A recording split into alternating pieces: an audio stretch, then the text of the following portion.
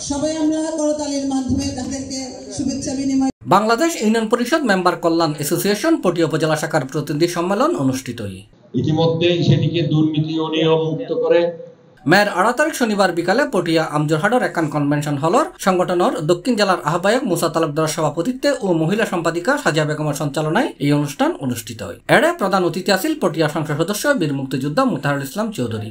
অনুষ্ঠানের উদ্বোধক আছিল চট্টগ্রাম জেলা পরিষদের চেয়ারম্যান এটিএম পিয়ারুল ইসলাম।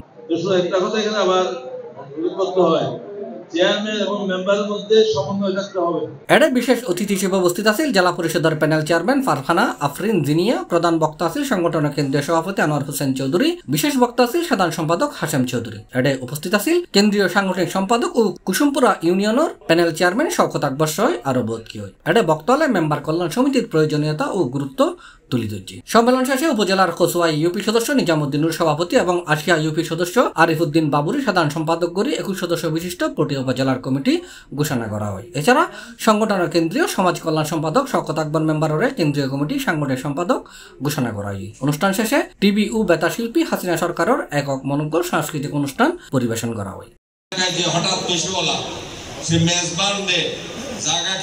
C plus Chittagong.